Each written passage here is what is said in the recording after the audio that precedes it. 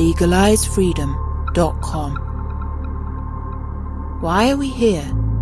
Where do we come from? Where are we going? From the nature of reality to the future of humanity. Listen without limits. Unchain your brain.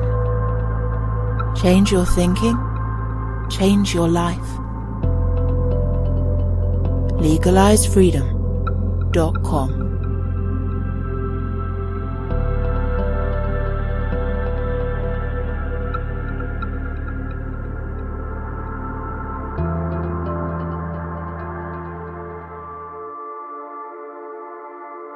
Greetings and welcome once again to legalizefreedom.com. I'm your host Greg Moffat, and my guest today is Andy Thomas, who returns for part 2 discussing his latest book, Strange: Paranormal Realities in the Everyday World. You'll find a link to part 1 in the show notes. The title of this talk reflects the emphasis subject-wise, in particular on the development of artificial intelligence and its implications for the paranormal phenomena we are increasingly being shown as part of a much wider reality, and crucially, the implications for the future of the entire human species. Hi Andy, thank you so much for joining us once again today on legalizefreedom.com. Oh, it's good to be back. Thank you for having me here.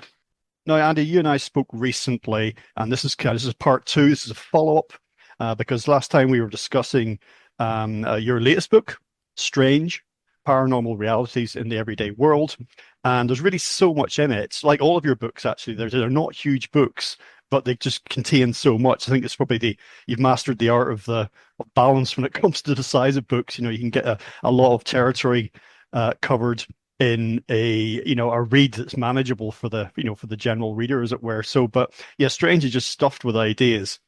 And so today, last time we finished up, we were talking about the afterlife and about ghosts, the phenomena in that field, what those are considered to be, what the possibilities are. And we also talked a bit about manifesting and co-creation, and how many of the paranormal phenomena might be projections, of individual or collective consciousness.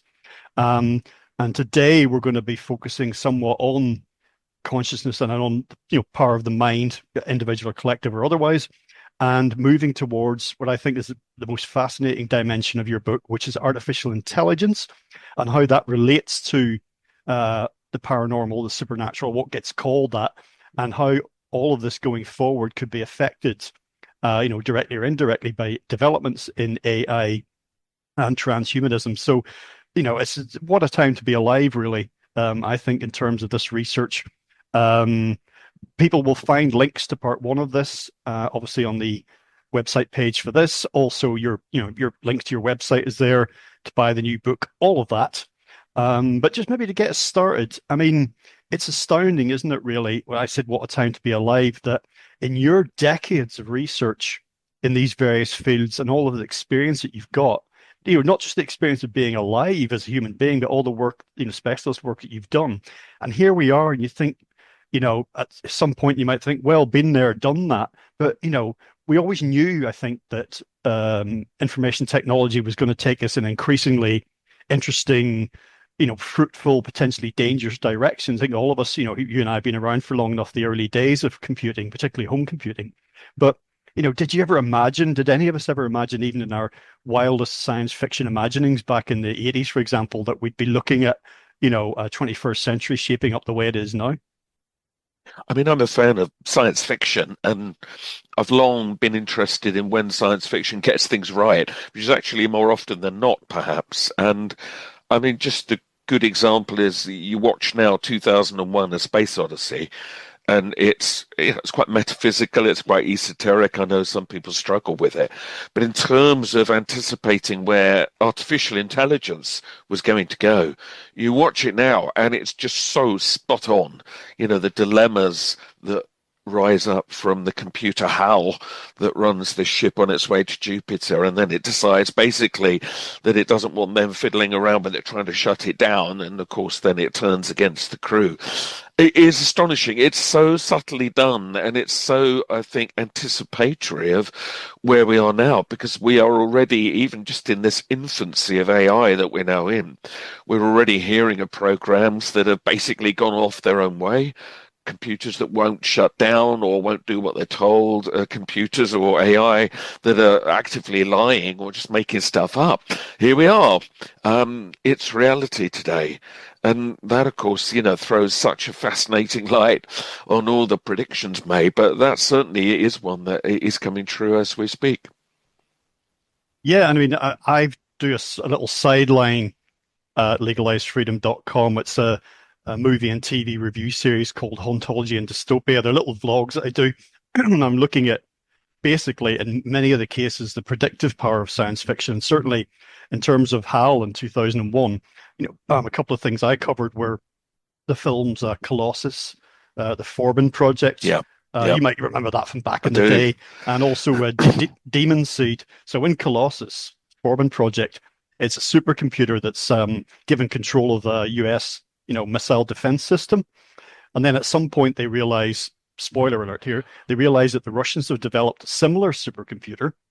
And then at one point they realize, hang on, what's going on? These computers are talking to each other. And, and that basically sidelines take all the human decisions out of the, a bit like in Terminator films, human decisions are taken out of the process. And then at a lower level, and this is very much, I think of when people go, Alexa, play some Dire Straits. In Demon Seed, it's a computer engineer who's working on large-scale projects like this, but in the meantime, in his spare time, he completely computerizes his entire house and develops a control system that controls everything in the house, and that develops its own kind of sentience, and that takes a very, very sinister turn indeed. So this stuff it's all there, really, wasn't it? Like in almost like a blueprint for where we are, where we might be going. Yeah, I think so. I mean, obviously, stylistically, it's, it can't always anticipate everything. So, like in 2001, you got HAL computers like the size of a vast room where the astronaut has to sort of float into it and disconnect it. Whereas today it would be in a laptop, basically. But it doesn't matter. It's symbolic. And all those films, the world is not exactly as it envisaged it visually, but in terms of what's happening and where that technology can take us for good and for ill, that is happening. I mean, you mentioned the Terminator movies there, and you look at what, companies like Boston Dynamics are doing now with robotics, and, that soon on a battlefield, it's not going to be people coming towards you. It's going to be these virtually unstoppable machines. Here we are, we're on the way to that. And it's all well and good all the time that somebody with some moral compass is controlling it, or indeed any person controlling it, because AI is at some point going to almost certainly learn to just look after itself. And yet, for all the nightmare scenarios, as perhaps we'll come to, in the book Strange, I discuss how AI could be used along with, much faster data processing like quantum computing to actually start to investigate the paranormal. And I think that when it starts to, and you take away any skeptical boundaries, which often are programmed in at the moment, I think it's going to make discoveries that people don't expect. And I strongly suspect it's actually going to find how this works and finds that it does work, and that perhaps the skeptics have been wrong all along. Yeah, we will absolutely be getting to all that. See, that will make up, the sort of second half, of the show, more or less, I would anticipate. I was reminded, actually, when I was listening back to our first talk from a couple of weeks ago, I mentioned I do this movie and TV review series, and the next thing I've got coming up is a science fiction classic called Last and First Men. And it's by Olaf Stapledon. He wrote that back in the 20s. Very, very prescient, very ahead of its time, science fiction. And a few years ago, Johan Johansson, an Icelandic composer, did a score inspired by that, and he also shot a short film. So all of that I'll be covering. But I mention it because the comment that you made, which is an idea that we've, ufology and in extraterrestrial intelligence discussion circles has been brought forward before, is that are some of these ET entities, whether they be whatever form they take, is it some kind of 3D reality, are they interdimensional, whatever, you said, are they us from the future type idea?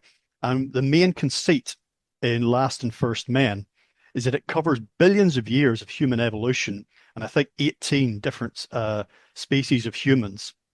And the narration in the book is one of the last men reaching back through time to speak, voices in the head of one of the first men. And you and I, for example, are examples of the first men. And basically saying, we're in big trouble here, however many billion years later. We're looking at the end. We've moved from a couple of different planets in the solar system to try and survive. It looks like we're going to be completely wiped out, and that'll be the end of the human story. We can help you back, where we are, because God knows, in some ways of looking at our current situation, we could do with it. We can help you, and we need your help. And then that idea is introduced that if such that communication across time and space was possible, how would that be perceived? Because in Last and First Men, increasingly the human species are divergent in terms of physicality, and they just look like alien species, but they're not. They're actually human beings that just evolved in different ways. So that got me to thinking about whatever you think about the nature of time, about the possibility of communication across time and space.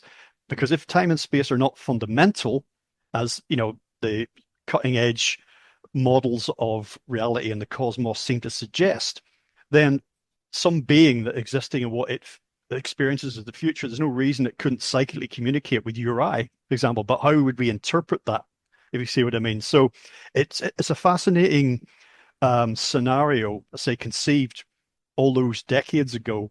And I just think we're moving into this era now with people talking about artificial intelligence and this new mind. But I think we're still underplaying the importance and the power of human consciousness, whatever AI quote unquote consciousness turns out to be. So I just think that's one of the blind spots in all of this. It's almost like, oh, AI is the future. It's going to do so much, and there's definitely potential there. But let's remember, AI is a product of human consciousness. Yeah, I mean, this is something I explore in the last chapter of the book, which is that actually the more AI goes on and takes control of things, in a way, the more it throws into a new light human consciousness. And I don't personally believe that the two are mutually exclusive, as some might argue. And when AI is doing all the basic mundane stuff, it might then actually enable us to start to explore things that, innately we kind of know, psychic phenomena being one of them, but we've suppressed it. The world of scientism has suppressed things like that for so long. When we actually start to explore it, when we have the time to, because you're not going to have a job at the other end of all this, we might then start to use technology, if not AI directly, to learn to access this or get back to what we once knew. I mean, when you look at the shamanic cultures around the world, they don't have the same divide between the psychic world and the real world, the physical world, that we do. We've separated it and said that there is nothing other than the material world.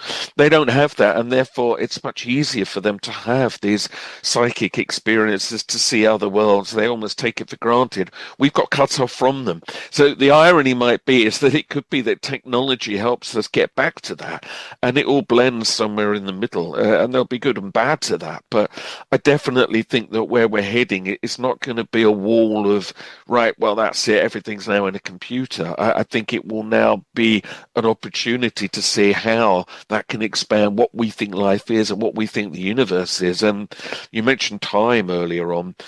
Every other day you hear quantum physicists saying, well, it's strange, isn't it? Things can coexist. Particles seem to go backwards and forwards in time. But when you say, well, how do you know then that isn't happening on a macro level? That's denied. But I don't think you can go on like that forever. Very clearly, time and space is not what we've been told. No, absolutely not. I think, as I've said many times, time and space are not some kind of fundamental scaffolding upon which reality hangs. I think that they themselves are within consciousness, and they're about perception. That is to say, many people have said it, haven't they? Time is an illusion. without really articulating or thinking about what is meant by that. But and has often been said, it's something that we find necessary to make sense of reality as we apprehend it. So things appear to be a sequence of events, past, present, and then future. So in order for us to, with our, relatively limited intelligence or certainly limited senses, our five senses, to make sense of that, we have this framework that's developed and it's linear time. It doesn't really exist as such, but it allows us it's a way of looking at what we're perceiving out there and saying, okay, I can handle this because I spoke to you, for example, a couple of weeks ago, but what does that even mean? But that helps us just to wake up in the morning or go to sleep at night and not go insane. Yes. So that's all that really is. It's just it's all within consciousness, if you see what I mean.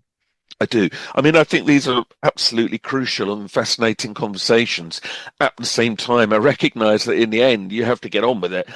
Time appears to go in one direction, and even though that might not be the whole story, as it turns out, in the end, you have to literally flow with that. And yet, the various paranormal phenomena that I write about in Strange, it makes clear that sometimes there are anomalies. Sometimes, there's tales in the book of people going backwards in time or having visions through time. I think some ghosts are precisely that. Not all. I believe there are spirits too.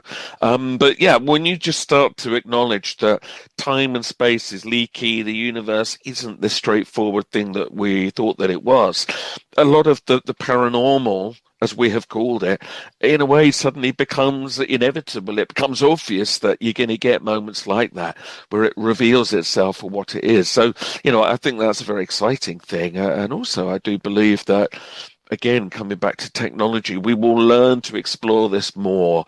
And I think that there'll be a blending, hopefully not in a bad transhumanist way, but in the end, a blending of the best of human consciousness and the best of AI consciousness to explore the universe in whole new ways.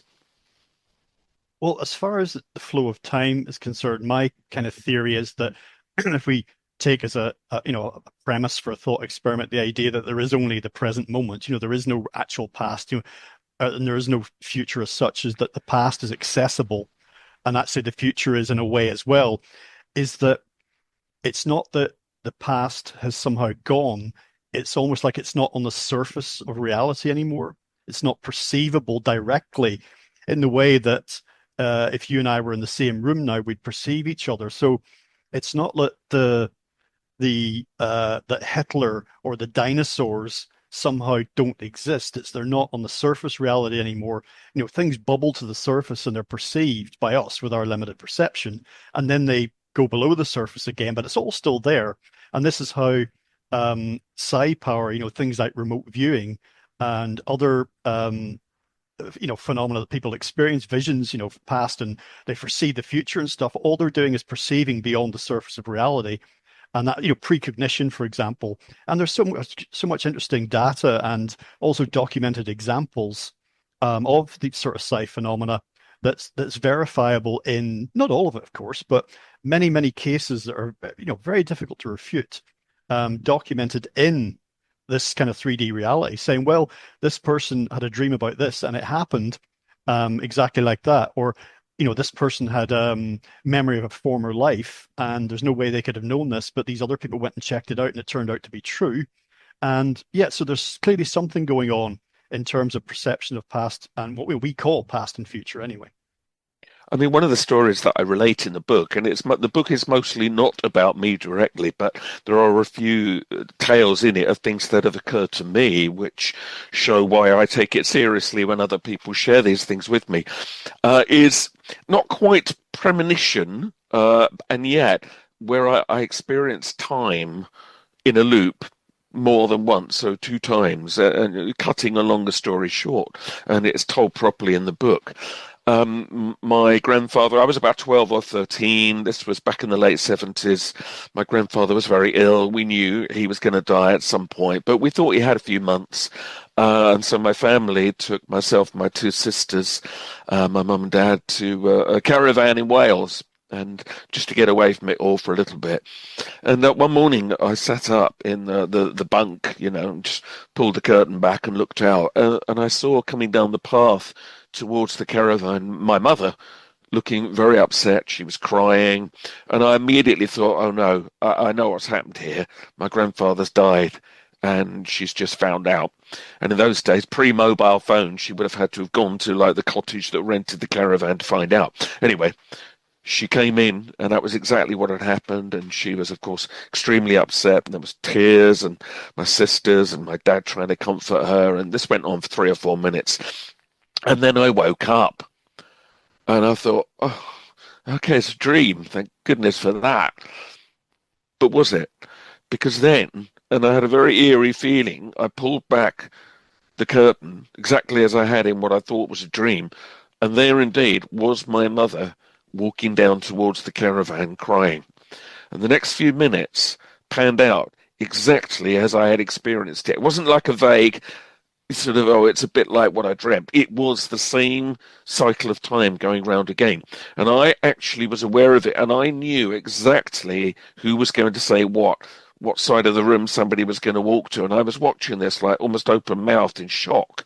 And I could predict everything that was about to happen, and it did. And this went on again for 3 or 4 minutes. And then when it got to the place where previously I'd woken up, happily I didn't wake up yet again, and time took its normal course. But I have heard other people say to me they've experienced time. It's like it got stuck in a groove and then managed to bounce forward again. And I'm totally open to that because of my own experience. I mean, it was so real. It wasn't like a dream. It was just real, and it happened twice. But what was so fascinating was, second time round, I knew that I was in that loop, and I knew what was about to happen. And, I didn't appear to act differently myself, but I knew in my head what was going to happen next. So time is very weird, and sometimes you get these glitches, and I believe that I experienced that for myself. Yeah, as someone speaking personally who's never had any experience of what you could call paranormal or supernatural events, not even lights in the sky, that were, just nothing strange really, to borrow your book title. One thing that I have experienced a few times in my life very powerfully, and it stops you in your tracks, is deja vu. And there's various theories about what that is. But for me personally, I can listen to testimony from yourself, all the people you've spoken with, and all the countless researchers and authors I've read in my lifetime looking into these things, particularly, talking to quote unquote ordinary people and how they've experienced paranormal events, and find it so compelling and resonate strongly with it. But I would just say that my own experiences of deja vu were enough to convince me that something's going on, because it's not just about the mental experience of it, the left brain, the rational experience. It's about the emotion associated with the event and the meaning that you attribute to it. A lot of people, paranormal researchers talk about this, don't they? Particularly in regard to OBEs and NDEs. What meaning does the experiencer get from this event? And that's one of the most important things. It's one of the things, of course, isn't it? You look at the research that Rupert Sheldrake does in these sorts of areas, that a lot of the mainstream, the scientism people, they disregard people's emotional response, whereas quite often that's the crux of the experience.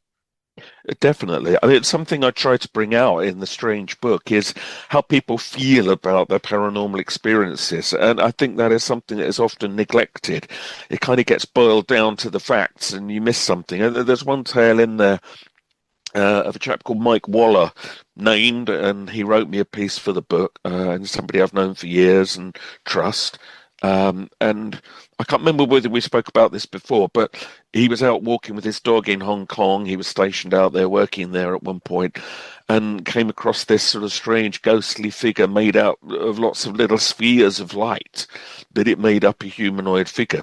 And later on, he discovered that there'd been a battle there in the Second World War, and he thought it was related to that. But what really struck him was, and the dog was going mad, but he got this incredible sense of sadness from this creature, and a sense of like longing. It wanted to reach out to him, and he didn't in the moment know how to respond to it. And he, is somebody that has a belief in mysticism and that, but he then realized after this had finished and the apparition vanished that he wished he'd reached out and said a mantra, anything, to try to connect with it, and he didn't. And there was a longing there that he felt from it, and then he then felt regret that he hadn't been able to do anything to help it. And there's a few things like that. So, when people see ghosts or have a psychic experience or an out-of-body experience, it's often very related to a state of mind, and people in a difficult state of mind, often that's when they detach from their body.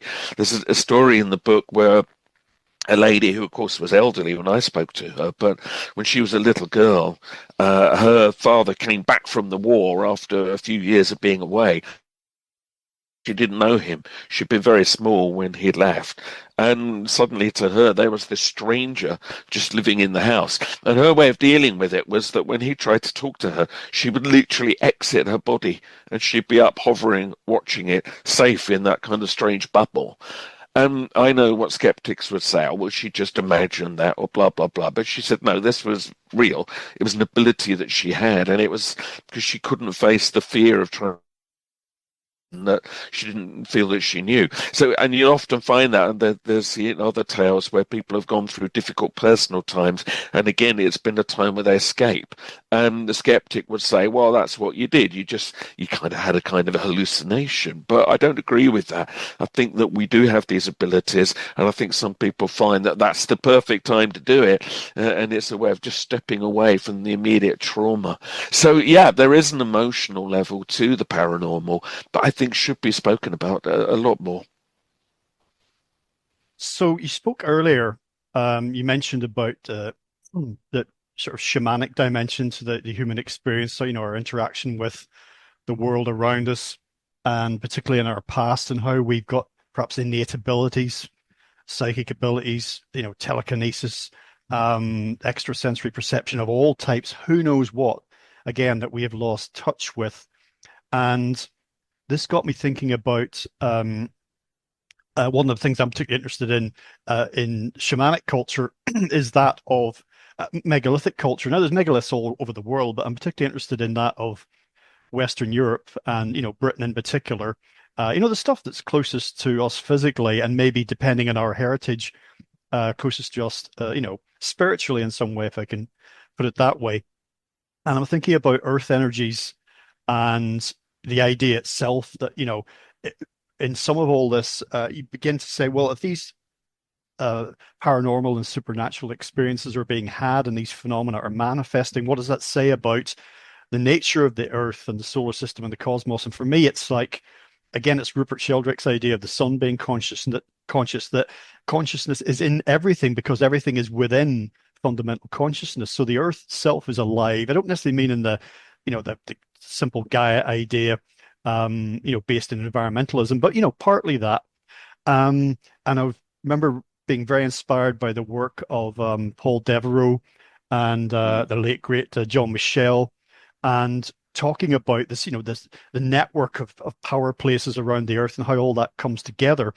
And I'm mentioning this in this context because I know you've written about these things in the past, and in fact, the first time I encountered you as a writer and researcher was in your work in crop circles, and all of these things being, as I referred to in our last talk, as messages to us as beings who have lost touch with our deeper connection with the cosmos, being messages saying, 5 senses and 3 dimensions is not all there is, and so maybe, thinking about the AI future, that this is something that, yes, as you hinted at, that something can reconnect us here. And the AI, in fact, isn't just a dispassionate, inhuman, technological endeavor, but maybe, as you might even have seen, as some people hinted at CERN, and with regard to how some of the researchers there think and feel about what they're doing, here we go again, feel, is that maybe in future with AI research and overlapping and interconnection with these fields, the cutting edge and the distant past, that maybe the more things change, the more they stay the same, if you see what I mean. And that a lot of the things that our ancient ancestors experienced and engaged in, we're just doing our version of it now. So maybe the technology, if there's a a spiritual or a mystical dimension to it. Dare I go so far? We already see ceremonial, even ritual kind of aspects to what's happening with this technology that maybe this will probably alarm some hardcore materialists, but maybe there is that kind of dimension to some of the technological developments coming down the line. And yeah, it may be more than just a series of useful tools for number crunching and making life easier for the human populace, by taking yet more jobs away, and as you said it last time, putting us all on a universal basic income. I mean, if you look at what technology is already capable of, and then you just project that a little bit further forward, and quantum computing is a bit clunky at the moment, but nonetheless, what it's capable of is incredible. It's making astonishing calculations that we would have taken decades to do in minutes, and they think it's only going to get faster and faster. In the end, it'll be a bit like Douglas Adams. You're going to get a computer that is going to work out what life, the universe, and everything actually is, and hopefully we'll get more than the number 42. But I think once it peels away the layers of how this all ticks, yeah, I think science is going to have to accept that the mystics probably had it right all along. Indeed, I think that's one of the fears of many scientists, is that they almost don't want to shout too loudly about what they are discovering, because it does basically back up mysticism. And of course, they've hated that for so long. And yet it's like a horseshoe. It's classic. You've got mysticism and science gradually coming around to meet each other in the same place. And I think once it does, and I think it will, and I think, again, if it's AI and not somebody with a boundaried skeptic sort of mindset, it's just going to look dispassionately at what's there and go, well, of course this is how it works. Right, let's actually now explore that. That's when everything will change. I mean, if it worked out how psychic forces worked, for instance, you might well wind up with a psychic computer at some point. Now, I know there are people that fight that and say, no, that is something only organic life will be able to do. Well, I mean, let's see. I guess we're going to find out. But this notion of everything in some way holding consciousness, I mean, that's, a very old belief that, we call animism, and the belief that, everything in some way has its own identity that you can relate to. Another aspect that I think comes into that, which I discuss in the book, is when you psychically imprint. We all do this all the time, I think. And, people can actually do it. Kind of dowsers, can create an energy point and then invite other people into the room, and other people can find the energy point. So in other words, one person has imprinted their consciousness on that spot, and others can then detect it. And we're doing that all the time. Everything we think and we feel is in some way, albeit generally subtly, imprinting on the universe around us, and it leaves marks. And I think that's why psychometry works, for instance, where you can hold an object if you're very psychically adept, and you can tell a lot of things about the person that once held or owned that object, because it has in some way been imprinted. So to me, that's how a lot of this works, and I think that's why some ghosts, for instance, come back, if not always to the same place, but they can come back to objects even when they've been placed in new houses. They get drawn back to them because they have an imprint, and sometimes they can get drawn to people. You can have a ghost that haunts one person. That person can then move somewhere else and the ghost is still with them. So there's a link there. It's not necessarily with the house where they were. So yeah, I think consciousness gets transferred from us to objects, but also the objects may well hold some basic level of consciousness, albeit very low level in the first place. But that combination, as Sheldrake, has tried to explore, I think is a very powerful and not really yet understood aspect to the whole of reality. And I think when that does get revealed, it will be impossible to go back to, the world that we're in now, where it's just material reality and a few mad psychics. It's not going to be like that, and it will blend, and we will understand how it all dovetails. And I think we will have a much greater understanding of the universe, which will take us to some really amazing places, perhaps in more ways than one. That concludes part 1 of our interview. Part 2 will be available soon in the subscribers area at legalizefreedom.com. legalizefreedom.com